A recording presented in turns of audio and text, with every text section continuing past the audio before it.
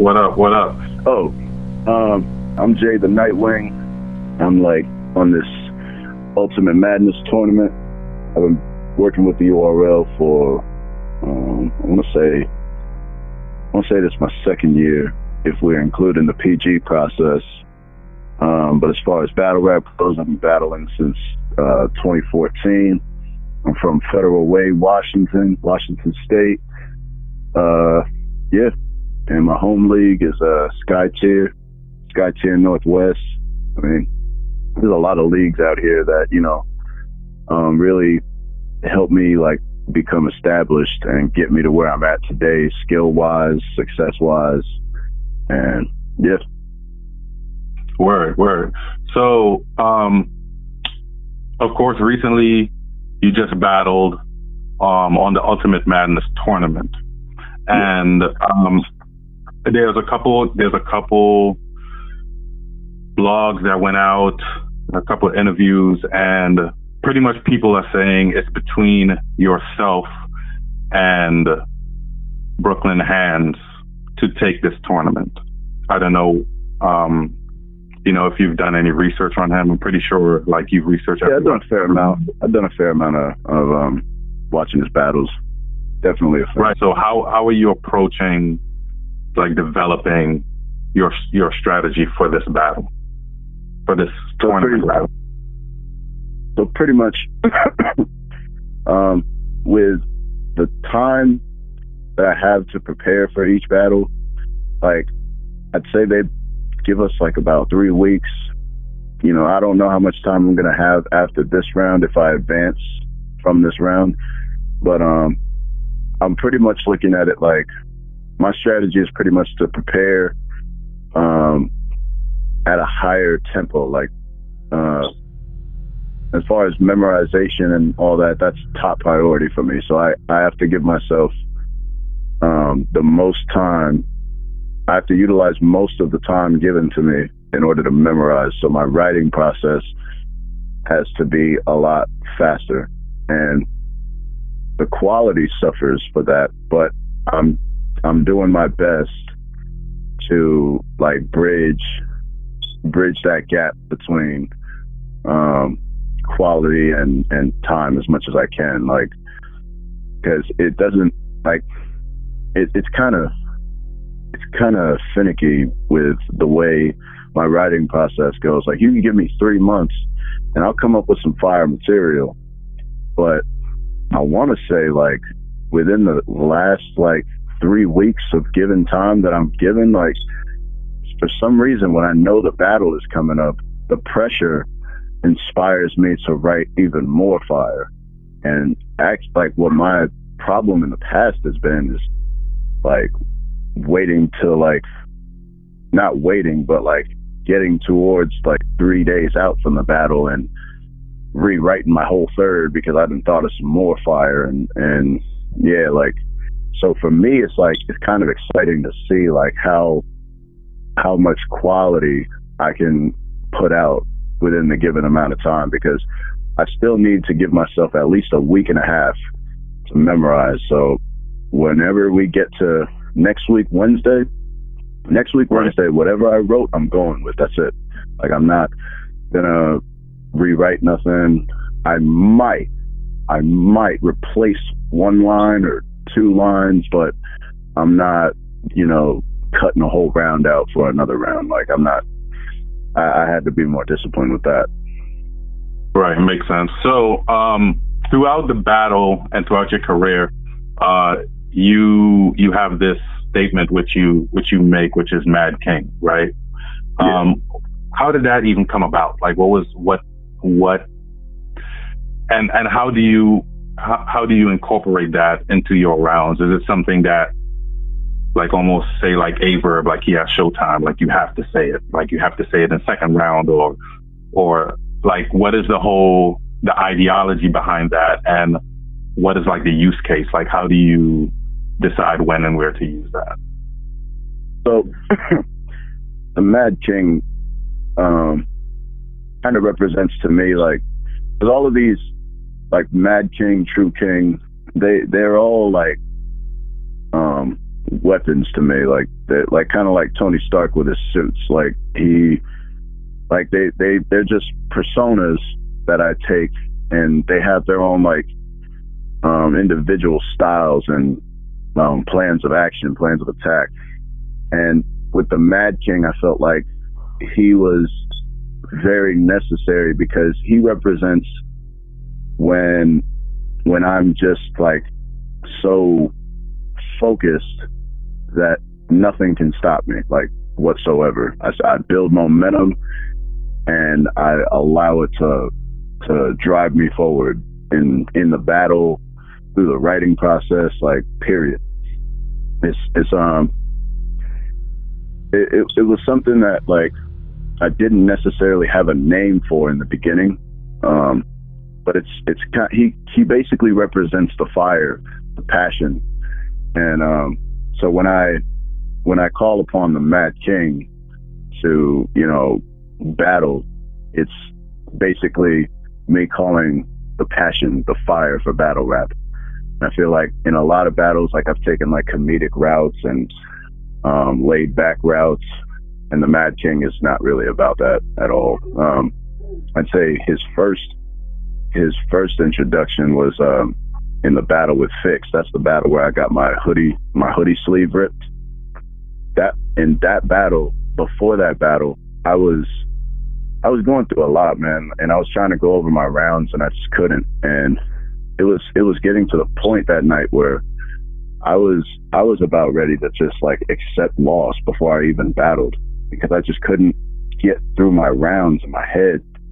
And then I started thinking about like all the people that helped me get here, like literally get here. Like I had my home league owner, he had to buy my plane ticket in order to get me out there, because I had dropped the ball on buying a plane ticket ahead of time. And so like, wow. And like on top of that, like I got, my fans at home like cheering me on and shit. And to be there in that alley, like rehearsing my bars and then not getting the results I wanted, and then just feeling like, you know what, fuck it, like I'm gonna just go in there, I'm gonna do my best, and when I lose, I'll just make some sort of post. Like I was literally in that mindset, like accepting the loss.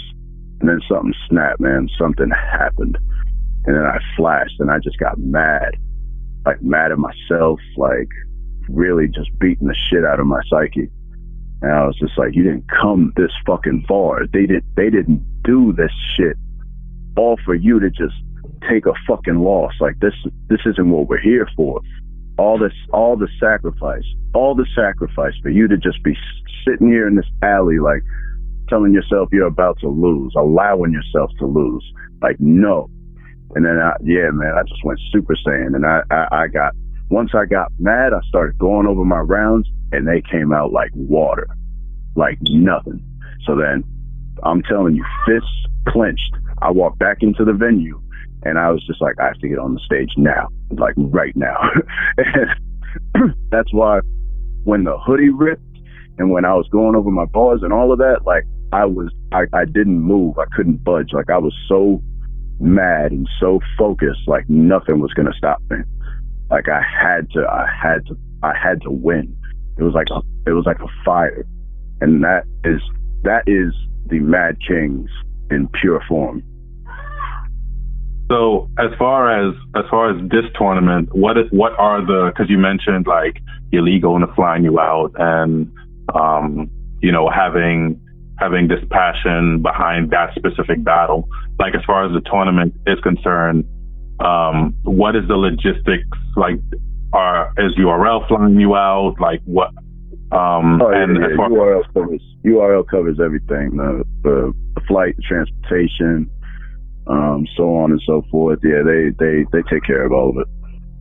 And as far as like the 25K, like of course that's definitely a driving force.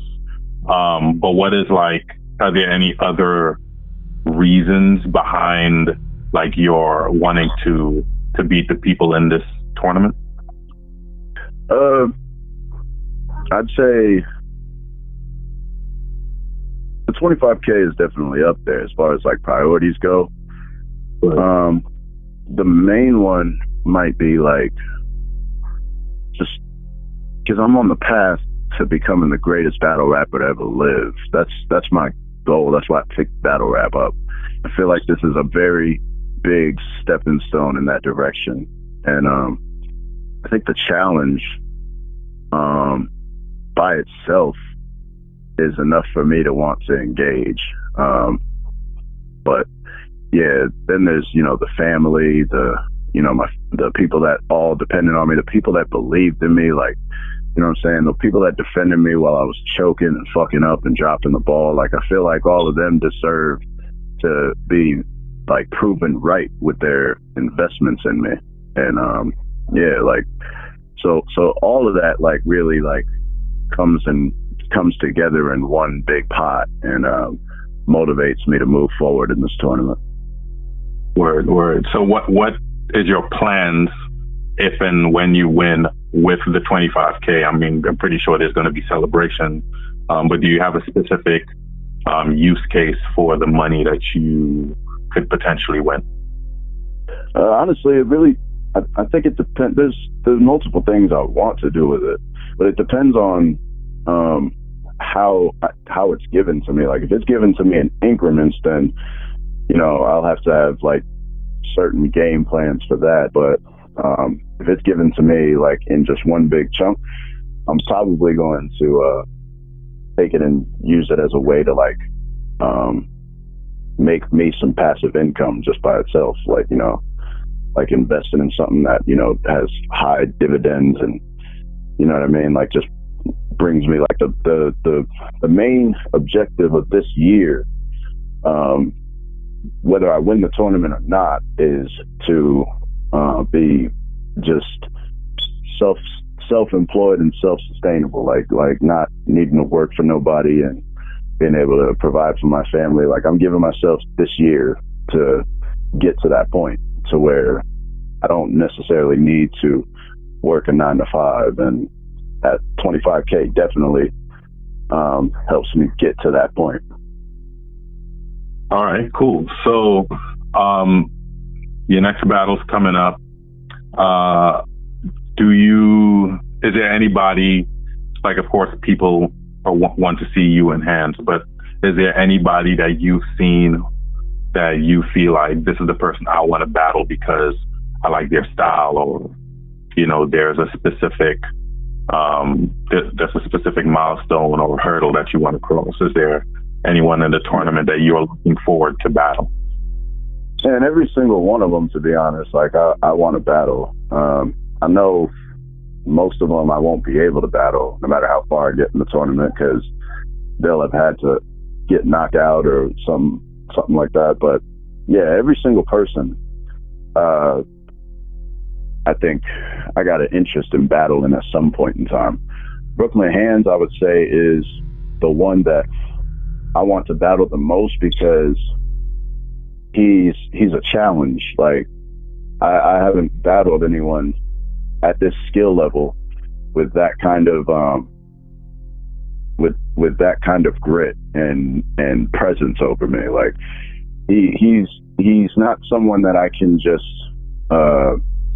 tower over like most people. Like, he's taller than me. He got like 2 or 3 inches on me. Like, so I can't just circle around him the way I usually do others. And I definitely would like to see how I would rise to that occasion with Brooklyn Hands. But yeah, everybody like Jay Kruger. Jay Kruger's fire. I've been interested in battling him for a minute. It's just I felt like it didn't really make sense for him before now, like, to battle me, given the little situations that I was going through. Fonz too, Ace Amin and Don. Like, if we was to rematch in the tournament like that, I think that would be fire. Like, because Don gets his shot, you know what I mean, to like to redeem himself against me, and then with Ace, I get my shot to redeem myself. So it's like, yeah, man, every single person. Honor, I feel like, would be very entertaining battle with me. Lou Castro, we already lined up. And I'm glad to see that, because like after I seen Luke Castro's performance, man, like I got real excited. But yeah. And before we get too far off course, or is there anything you want to say to like the fans in the tournament, like Smack, like Caffeine? Yeah, man. URL, I definitely appreciate y'all. You know, Smack, P, KD, like everybody, JB looking out for us, man. Caffeine. You know what I'm saying? Like June 13th is when my side of the bracket is set up to match up again. So yeah, just be looking out for that notification on Caffeine. It'll be live again. And yeah. Word, salute.